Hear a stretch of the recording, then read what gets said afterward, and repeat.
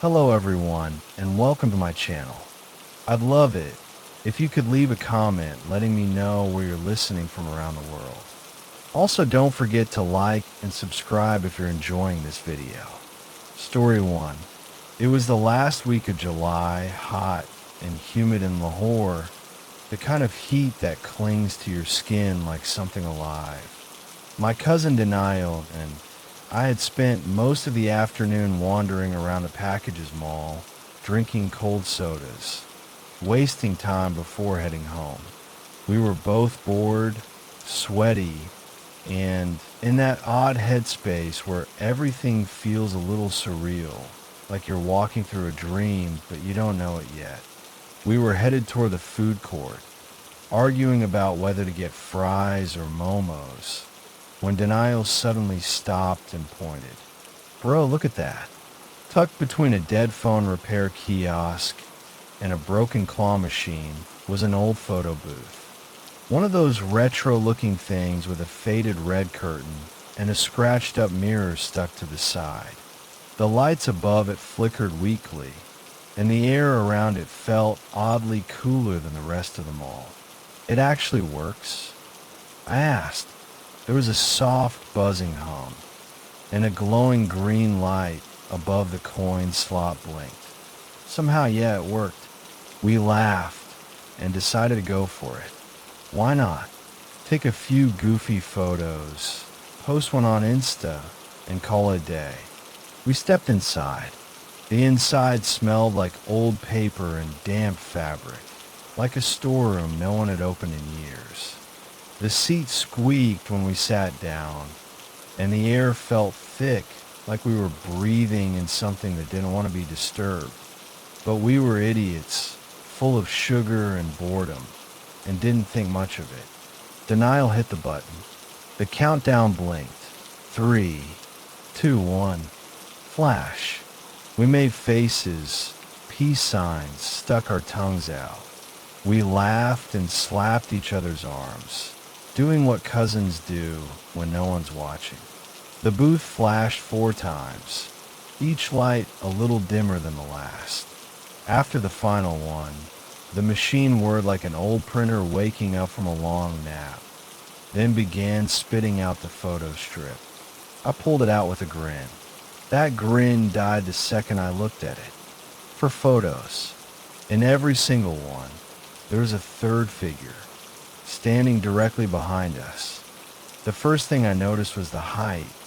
It loomed over us, a shadowy figure, more smudged than man. But the longer I looked, the more details jumped out. Its face was completely black. No features, except for 2 sunken, hollow eyes. Not glowing, not white, just empty. But somehow, they were staring right into the camera, into us. I felt like I'd been punched in the stomach. A wave of cold washed over me, and for a second, I genuinely thought I was going to throw up. Denial saw my expression and leaned over. What? What is it? I handed him the strip. Watch his face go pale. He looked behind us instinctively. So did I. Nothing. But the air inside the booth felt different now. Heavier. Stiller. Like the moment just before an earthquake or a scream. Denial bolted out of the booth without a word. I followed, nearly tripping over the curtain. My legs felt like jelly. We went straight to the nearest security guard, a tired-looking man sitting on a stool near the escalators. We showed him the photo. I half expected him to laugh it off, but instead, he stared at the strip in silence. His eyes narrowed. Then he looked up at us, dead serious. You took this just now. Yes, I said. Why? He hesitated, then stood up. That booth's supposed to be closed. Hasn't been used in years. Power's been cut off. No one goes near it. Someone died in there. A kid. Back in 2009. What happened to him? Denial asked. The guard shrugged, uneasily. No one knows for sure. His body was found curled up inside. No signs of trauma, just dead. Booth was locked from the inside. They broke it open. Kid had this. He gestured to the strip, same look on his face. Fear, pure fear. And in the photo, the same shadow. I asked him if he was serious. He nodded. They tried to remove it. Booth powered up on its own. Maintenance guys quit. Mall owners just left it there. Figured no one would notice in that corner. We left, just like that. Got out of the mall, got on Denial's bike, rode home in silence. I barely slept that night. Neither did he. The next morning, I checked the photo strip again. There were still 3 figures in it, but the shadow was different, closer. The next week, Denial swore he saw someone standing at the end of a street at night. Said it was tall, unmoving, just watching. When he called out, it disappeared. We haven't gone back to that mall. We've told no one else. But I kept the strip. Don't ask me why. Maybe I wanted proof. Maybe part of me still thought it was a sick joke. But sometimes, late at night, I take it out and look at it under the light. And every time, that figure, it's moved. Not much. Just a little. But it's getting closer to me. Frame by frame. And I know, someday soon, it won't just be in the photo.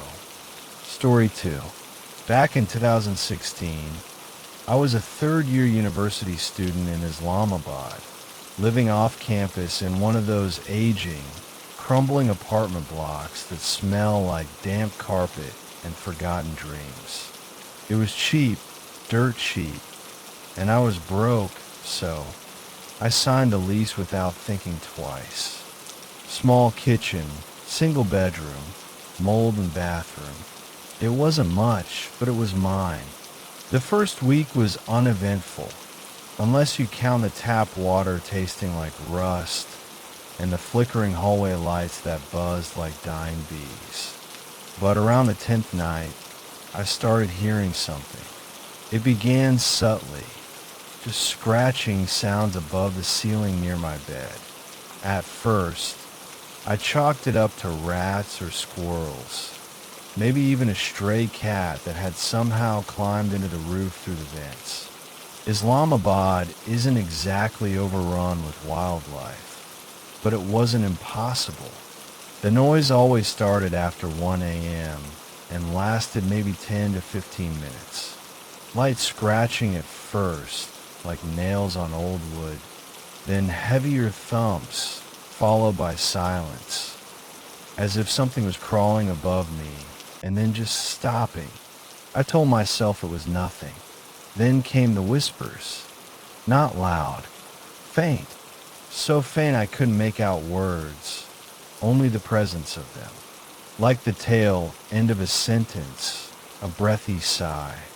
They came and went, soft and rhythmic, as if someone was talking to themselves, right above me. The whispers would always stop the moment I sat up in bed, and the ceiling would go quiet again like it was holding its breath. I told myself I was imagining things. Stress from studies, too much coffee, not enough sleep, but I started staying up to catch it. One night, I even turned off all the lights and lay in the dark, pretending to sleep with my phone recording beside me. While I played it back the next day, I heard something, a slow dragging sound, a grunt, and then, clear as day, a cough. That's when I knew it wasn't an animal. I told the landlord. He sent some lazy maintenance guy who knocked the ceiling once and said, "Nothing thereby," before leaving with a bored shrug. I didn't push it, but that night I didn't sleep. I sat in bed staring at the ceiling, stick in hand. Yeah, a stick, part of a broken mop I'd snapped in half. I convinced myself I was being paranoid, but I needed to know. The attic access was in my bedroom, a small wooden square with chipped white paint. I dragged the chair under it and stood up, my pulse racing like a war drum. When I pushed the panel up with the stick, something grabbed it. No warning, no build-up, just a sudden jerking force. A hand clamped down on the stick and tried to pull it up. I let go and fell off the chair, crashing onto the floor, heart thudding so hard I thought it might burst. There was no sound, not a whisper, not a footstep, just silence. I didn't sleep that night. I left the light on, door locked, clutching a kitchen knife like a fool. I kept my eyes on the ceiling the entire time. At dawn, I went to the building manager's office, pale and shaking, and demanded they open the attic. He looked annoyed, like I'd interrupted his chai break, but he sent the same maintenance guy again. This time, I didn't take no for an answer. We dragged a ladder into my room. The guy went up reluctantly, flashlight in hand. He pushed the attic panel aside and poked his head in. For a moment, he didn't say anything. Then he cursed loudly and scrambled back down. He didn't explain, just told me to call the police. I did. When the officers arrived, they went up and took photos, then told me, very matter-of-factly, that someone had been living up there. They found old food wrappers, mostly expired chips and dry roti, torn blankets, and worst of all, photographs. Photos of me, sleeping, taken from above through the ceiling slats, using what looked like an old phone camera. There were at least 10 of them, all from different nights. Some were blurry, some too dark, but all clearly show me lying there, vulnerable, unaware. The attic had no other entrance, no back door, no other way out. Whoever had been up there had been living above me, crawling down only when I was away or maybe even while I was sleeping. The police searched the entire building but didn't find anyone. I moved out that same day. To this day, I don't know who it was. No one was arrested. No prints. No ID. Just leftover garbage and a few haunting photographs. The officers assumed it was a homeless squatter who had found a way into the attic from the roof and had taken shelter during winter. But I'm not so sure. Who takes the time to watch someone for weeks? To crawl across beams without ever being caught? To whisper above your bed for no reason? Sometimes I wonder if it was just a drifter. Other nights, I wonder if it's followed me. Because even now, years later, in a different city, sometimes, when I'm lying in bed at night, I still hear scratching. Story 3. I used to work the night shift at a petrol pump just off the highway near Okara. Nothing fancy, just a tin roof station with 2 pumps, a glass booth, and a flickering fluorescent light that always made a faint buzzing sound like it was whispering secrets in a dead language. We were open all night, 7 days a week. The owner didn't care who stopped by, as long as they paid and didn't cause trouble. Most nights were slow. A few trucks passing through, a drunk or 2 looking for cigarettes. Sometimes a family on their way to Lahore, the kids asleep in the back seat. I liked the quiet. It gave me time to think. I went by Sonny there. Everyone called me that. Even the boss didn't know my real name. I prefer it that way.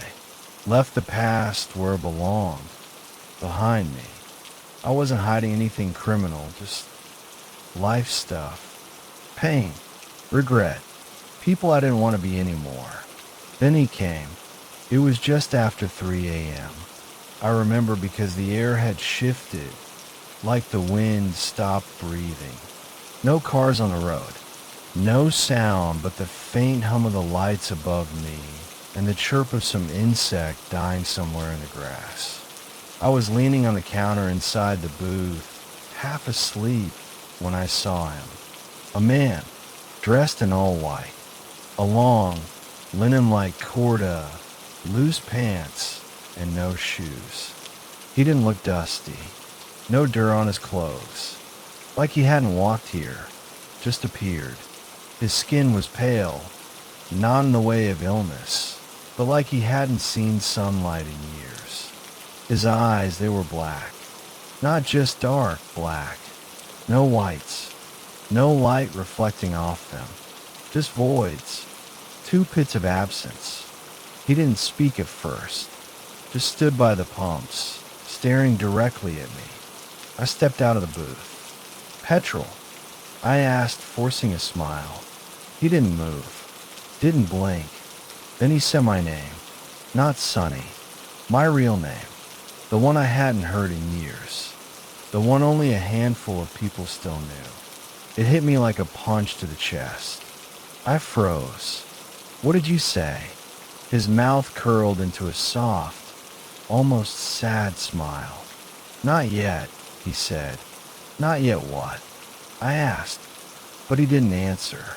He just turned away and started walking. Not down the highway, not to her car.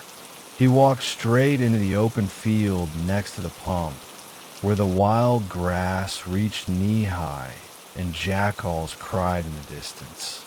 No flashlight, no sound, just his white figure fading into the dark like smoke dissolving in water. I didn't follow. I don't know why. Maybe because something inside me screamed don't. Like a voice, not mine, whispered from the back of my skull.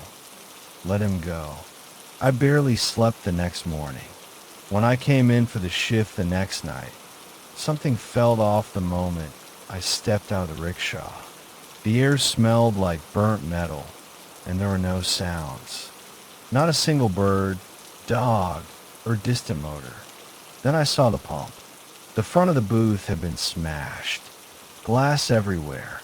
One of the fuel hoses was sliced clean in half, the metal nozzle dangling like a severed hand. But what made my knees buckle wasn't the damage. It was what was written across the wall in thick, black oil. "You should have followed him." The words weren't scrawled like graffiti.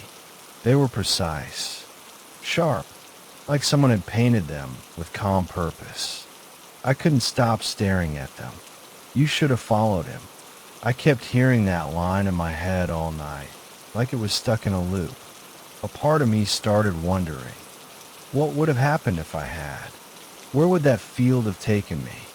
At sunrise, I called the boss and quit. Told him someone had vandalized the place, and I wasn't sticking around to get blamed for it. He yelled, threatened to dock my pay. I didn't care. I never went back. Burned the uniform. Threw out the old notebook where I sometimes wrote my real name. But that wasn't the end. A week later, I woke up to find a piece of paper slid under my door. No footprints outside. No sign of forced entry. Just a single torn page from a notebook. My old notebook. The one I threw away. On it was a sketch. A field. My booth. And a man in white, standing in the grass, smiling. Beneath it was one sentence. "Some doors don't knock twice." I moved cities after that. Changed numbers. Changed jobs. I even stopped using Sonny. Thought maybe, if I'd buried myself deep enough into the noise of the world, he wouldn't find me again.